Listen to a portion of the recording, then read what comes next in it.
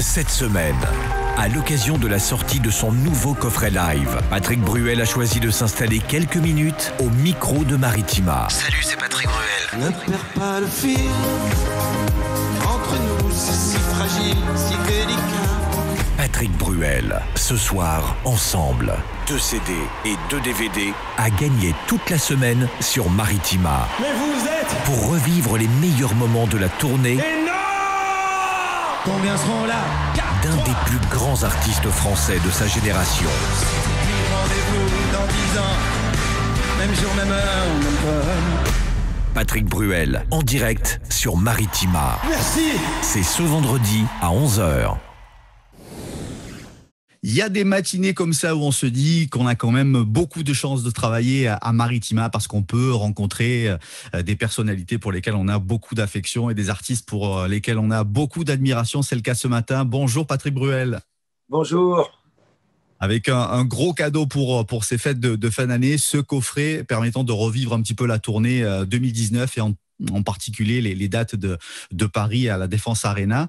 Un album live, un coffret live plutôt qu'un album studio. Il y avait une raison particulière à ça?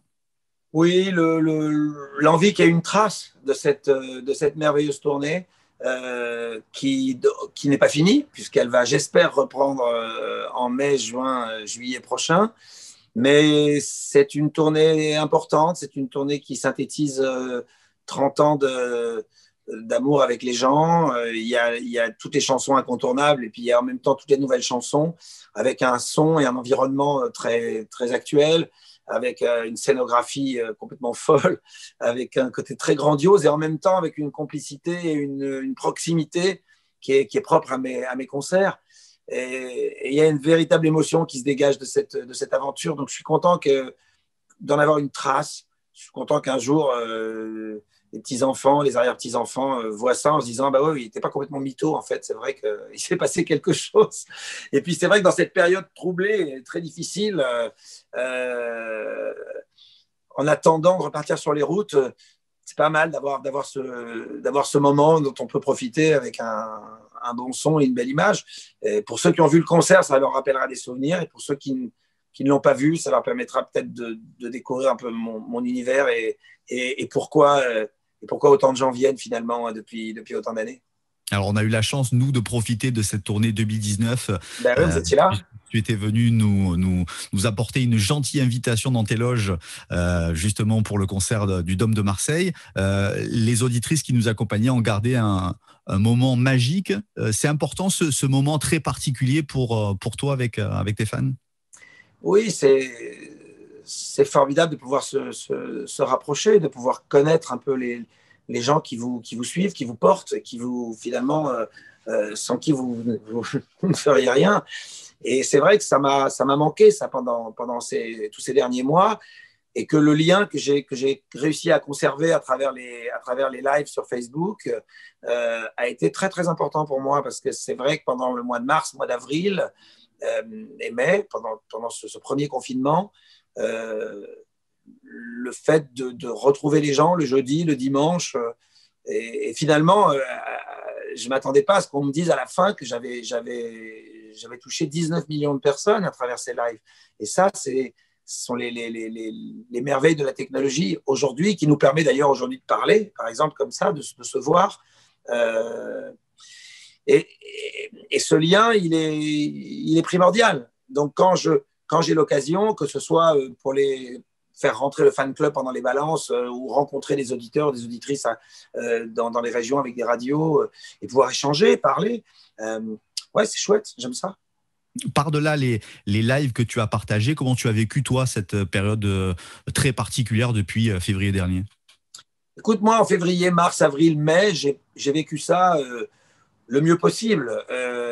Je me suis adapté, j'ai adapté mon quotidien, ma vie. Je me suis beaucoup occupé de ma maman qui était, elle, chez elle, de mes frères, de ma compagne, de mes enfants. Enfin, chacun était chez soi, et on arrivait à faire des lives, des Zooms. On était ensemble, et on a même fait les grandes fêtes de Pâques les grandes fêtes de Pessah, des Pâques juives, on les a faites par Zoom, tous ensemble. C'était joli, quoi. On se réunissait comme ça. Mais on est resté dans une totale prudence. Moi, j'étais malade de toute façon, donc je ne pouvais voir personne. Mais ce moment de solitude, finalement, m'a fait beaucoup de bien. Ça m'a permis de me remettre en question, de réfléchir, de profiter un peu des silences, de lire ou de relire, d'écrire, de composer, qui fait qu'aujourd'hui, peut-être que je vais faire un album un peu plus vite que prévu. Pas mal, voilà. Tu as toujours cherché à avoir un petit coup d'avance dans la vie, comme tout bon joueur d'échecs ou de poker que tu es. Quand tu observes cette période très particulière qu'on vient de traverser, est-ce que tu considères, toi, que la vie artistique va reprendre comme si de rien n'était là où elle s'est arrêtée, ou est-ce qu'il y a des petites choses auxquelles on va devoir s'adapter? On ne pourra jamais faire comme si de rien n'était. C'est impossible. On ne peut pas occulter le fait qu'il y aura un avant et un après. Il y a une cicatrice très profonde qui va être difficile à résorber. Il va falloir reprendre des habitudes, reprendre confiance. Il va falloir redonner aux gens le goût et l'envie de se retrouver en groupe, parce que la peur a pris beaucoup de place, l'appréhension. Je crois que les gens ont pris très, très au sérieux cette épidémie. Bien sûr, il y a eu un relâchement naturel à partir du 22 juin, comme si on lâchait des fauves en cage et qui partent vers un moment de liberté. Et le rebond de l'automne est une grande leçon pour tout le monde. Donc j'espère qu'en effet, il n'y aura pas de nouveau rebond au printemps, parce que ça serait dramatique. Maintenant, est-ce que les gens auront envie de retourner au concert? Je pense que oui. Et si on leur demande d'être prudents, ils le seront. Et si on leur dit que c'est derrière nous, je pense que les habitudes reviendront progressivement. Mais il y a des secteurs qui ont été durement endommagés, touchés, voire parfois certains ont été tués.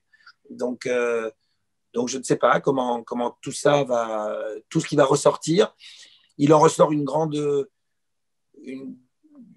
fragilité sociale. Il en ressort beaucoup d'agressivité, beaucoup de violence. Il en ressort une exaspération. Il en ressort des gens qui mettent l'huile sur le feu. Il en ressort que ces mouvements de solidarité formidables qu'il y avait au moment du mois de mars, de ces gens qu'on applaudissait aux fenêtres, c'était un moment formidable. Je me demande où est-ce qu'on en est. Tu sais, au moment où je te parle, je suis dans les bureaux à Paris, sur les Champs-Élysées. Et j'étais dans ces bureaux au même endroit le 17 juillet 2018, quand il y avait 1 million de personnes dans la rue et toute l'équipe de France qui descendait. Et c'est là que j'ai écrit une chanson qui s'appelle « Qu'est-ce qu'on fait ?» Parce que je me suis dit, mais qu'est-ce qu'on fait de tout ça? Qu'est-ce qu'on fait de ce moment de liesse, de ce moment de joie, de ce moment de solidarité, de ce moment où tous les gens se prennent dans les bras? Quand tu considères que les salles de spectacle, les salles de concert, comme les restaurants, les bars sont fermés depuis quelque temps, est-ce que tu considères, toi, que justement ces endroits, finalement, avec tout ce qu'on vient d'observer depuis quelques mois, ce sont des commerces non essentiels, comme disent certains? C'était absurde d'employer ce mot d'essentiel, parce que la notion d'essentiel est tellement subjective.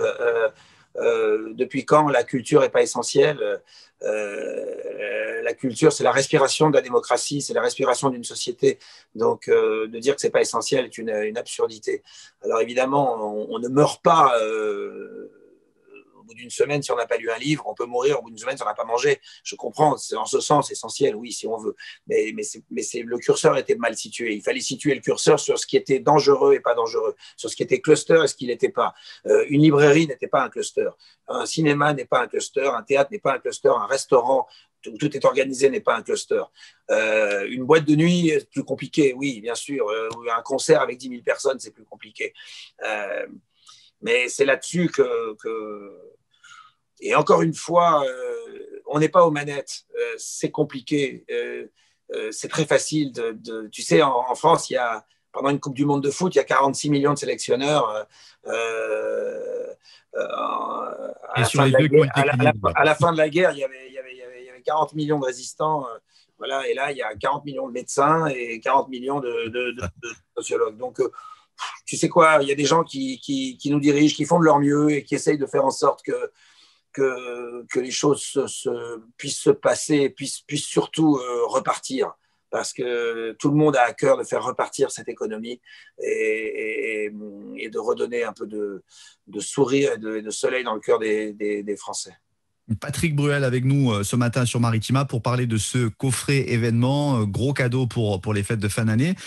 Plus de 2h30 d'émotion et de partage. Quand tu regardes ce coffret avec ses coulisses, ses anecdotes, ses épisodes, de quoi tu es le plus fier?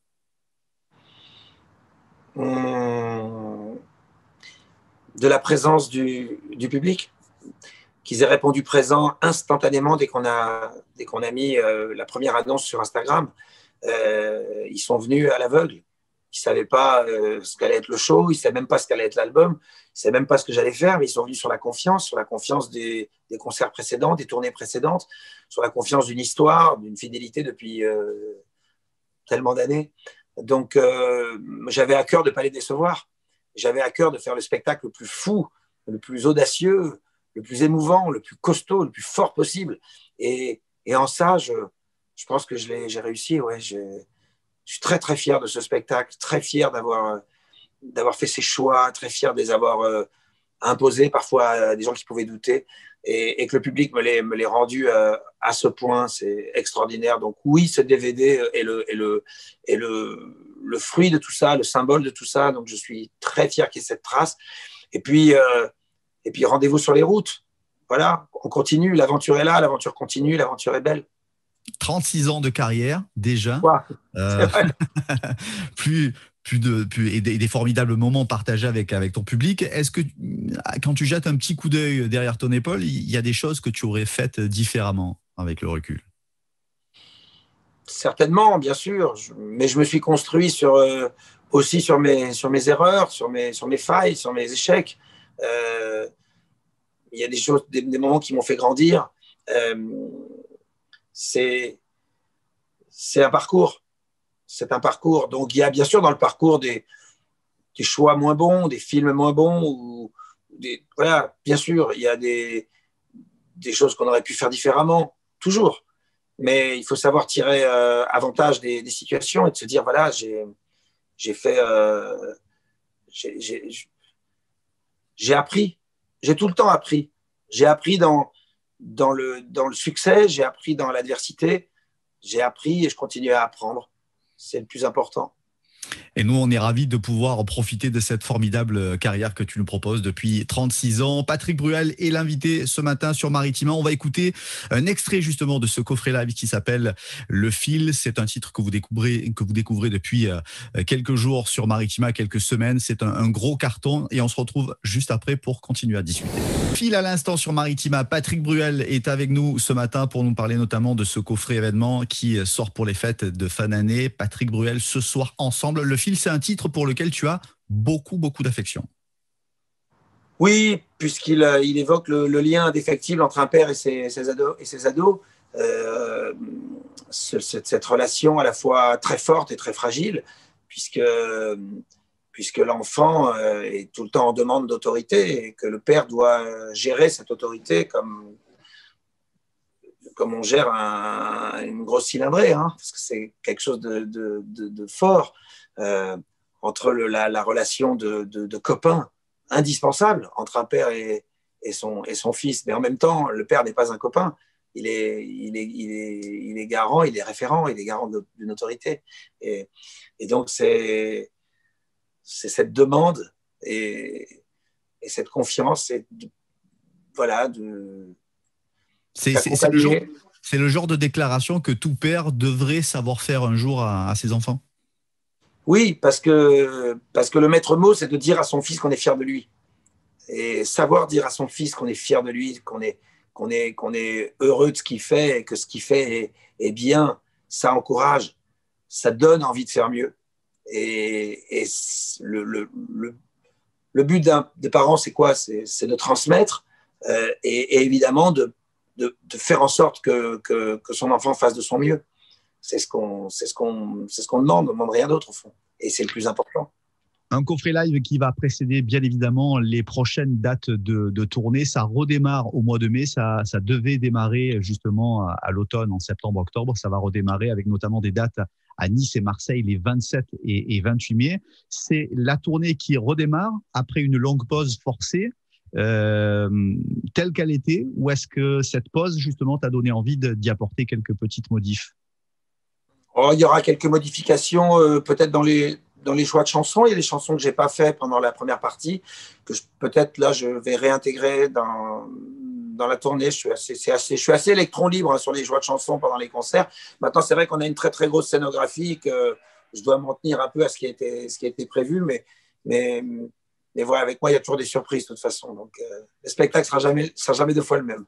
Et nous, on a hâte de ce retour à la normale. On sait que tu partages ta vie entre la France et Los Angeles, les États-Unis qui ont traversé aussi cette fameuse période de Covid. Et la traverse encore. Et qui la traverse encore, et qui traverse aussi le changement de président. C'est très particulier ce qui se passe aux États-Unis en ce moment. Oui, c'est un peu particulier. Mais de toute façon, depuis que Donald Trump est à la présidence, tout est un peu particulier. Son comportement est un comportement d'électron libre. Donc, ça veut dire quoi? Ça veut dire qu'avec Biden, ça sera forcément une Amérique meilleure que celle non. avec Non, Trump? non, je ne pense pas que l'Amérique a été ni meilleure ni moins bonne. Tu sais, le rôle du président est assez limité aux États-Unis, contrairement à ce qu'on peut penser. C'est le Congrès qui décide de tout. Donc voilà, on a assisté à… Malheureusement, le grand perdant de cette élection, c'est la politique. C'est ça qui est dommage. Parce que les hommes politiques qui se lancent dans des débats devraient avoir la responsabilité civique de ce qu'ils représentent. Et c'est vrai que le débat entre Trump et Biden le premier débat était lamentable. J'étais aux États-Unis à ce moment-là et franchement, c'était attristant.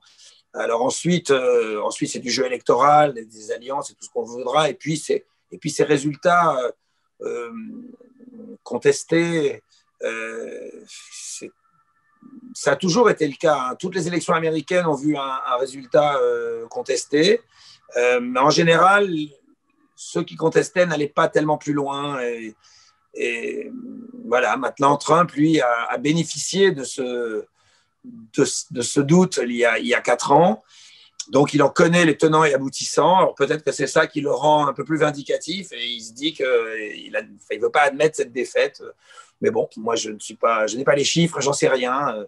J'ai comme l'impression que Biden l'a sérieusement emporté, mais bon, on attend une investiture réelle, voilà. Mais bon, tu sais, la Californie où j'habite la moitié du temps, c'est un peu un État dans l'État. Donc, c'est un peu en dehors du reste des États-Unis. C'est un peu différent. Il n'y a pas trop l'influence de l'administration américaine là-bas. Le confinement, c'est aussi l'occasion de profiter un peu plus de sa famille, de regarder beaucoup la télévision, des films, des séries, du sport. Qu'est-ce que tu as regardé en particulier à la télé ces dernières semaines? Beaucoup de séries, notamment des séries remarquables comme Undoing avec Hugh Grant et Nicole Kidman, qui est vraiment incroyable. Et la meilleure série que j'ai vue, c'est Queen's Gambit, qui est je ne sais pas le titre en français, c'est sur les échecs. C'est cette jeune joueuse d'échecs qui va partir de zéro et monter jusqu'au championnat du monde. Là, je vous le conseille. Ça s'appelle, en français, je ne sais plus. Le jeu de la dame. Heureusement que j'ai quelqu'un. Le jeu de la dame. C'est Clara qui me le dit. J'ai regardé ça. Je suis en train de regarder la dernière saison de The Crown. Très, très bien fait. Très, très bien fait sur le rôle de cette Angleterre monarchique qui finalement n'est pas… voilà, qui peut montrer qu'il peut y avoir monarchie et démocratie en même temps. C'est assez intéressant. Enfin voilà, donc, et puis des films, des livres, pas mal de livres. Et puis du sport, certainement. Tu jettes certainement un petit coup d'œil sur ce qui se passe dans le championnat de France de Ligue 1 avant de parler de la Ligue 1 et du Paris Saint-Germain que tu vas. On va parler que de la Ligue 1, on va pas parler de la Coupe d'Europe. Oui. Voilà. Oui, même si ça s'est un peu mieux passé hier soir pour l'Olympique de Marseille, ce qui n'a pas été le cas ces dernières semaines. Ouais. Malheureusement, le dieu du football est parti, nous a quittés. Est-ce que tu fais partie de ces gens-là qui disaient que Diego Maradona, c'était le meilleur joueur de foot de tous les temps? Non, il n'y a pas de. Pour moi, il ne peut pas y avoir de meilleur joueur que Johan Cruyff, de toute façon. Ah, Donc, voilà. Maradona. Maintenant, ce qui est très intéressant, c'est de situer un joueur dans son époque. Il est évident que aucun joueur de l'histoire du football, à part Maradona, n'a pu faire gagner à lui tout seul une équipe qui venait du bas du classement pour gagner 2 titres et gagner une Coupe d'Europe et faire gagner à une équipe nationale une Coupe du Monde. C'est le seul joueur capable d'avoir pu faire ça à lui tout seul. Alors, en ça, on peut considérer que c'est peut-être l'un des plus grands joueurs de tous les temps, ou le plus grand joueur de tous les temps. Mais ce qu'a fait Johan Cruyff, en inventant le football moderne, ça, c'est irremplaçable. Et évidemment, Pelé, lui, s'est illustré dans une autre période. Où, ça appelait... J'allais dire les attaquants avaient plus de liberté, mais d'un autre côté, Pelé, c'est pas un bon exemple parce qu'il se fait massacrer en 66.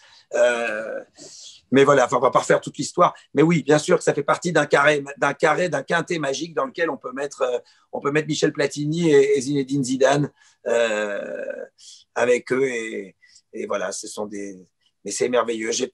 J'étais triste, évidemment, parce que au-delà de Maradona, c'est aussi le déclin d'un homme. C'est un homme qui n'a pas eu les meilleures rencontres. Voilà, et que son passage en Italie est à la fois magique pour Naples et à la fois tragique pour lui. Ça, bien sûr, ça donne à réfléchir. Quant au football, comme tout le monde le sait, hein, j'ai toujours été très très supporter de Marseille, moi, même si je suis supporter de Paris, et j'ai 3 clubs de cœur, hein, sont Paris, Saint-Etienne et Marseille, dû forcément à mon enfance, parce que le Marseille de Skoblar et de Magnusson reste celui de mon cœur. Donc, je suis bien content que les Marseillais aient relevé la tête, oui, en effet. C'était important. Et comme je dis toujours, il n'y a pas de grand championnat sans un grand OM. Donc voilà. Et maintenant, à Paris, de pas décevoir aussi.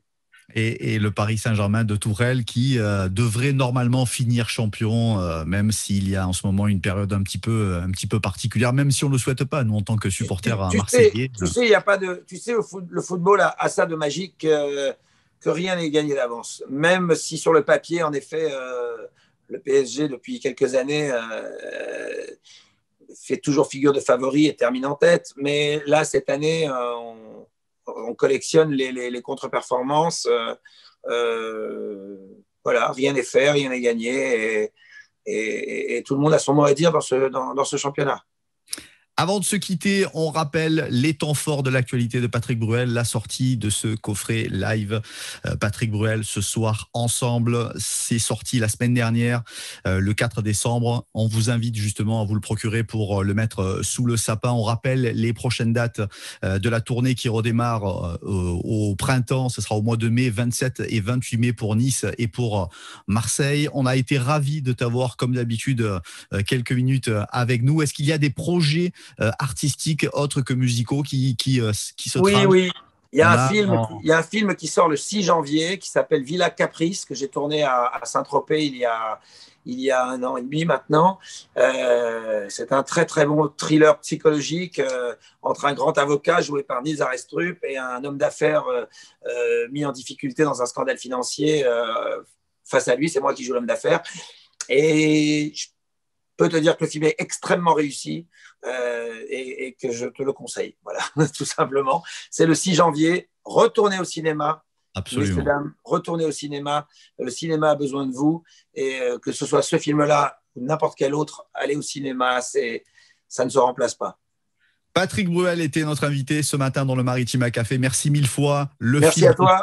À écouter très souvent sur Maritima, et puis on aura plaisir à venir te faire une petite bise sous le dôme de Marseille à ta venue au mois de mai. À très vite. Bienvenue comme toujours. À très vite. À bientôt. Salut, merci.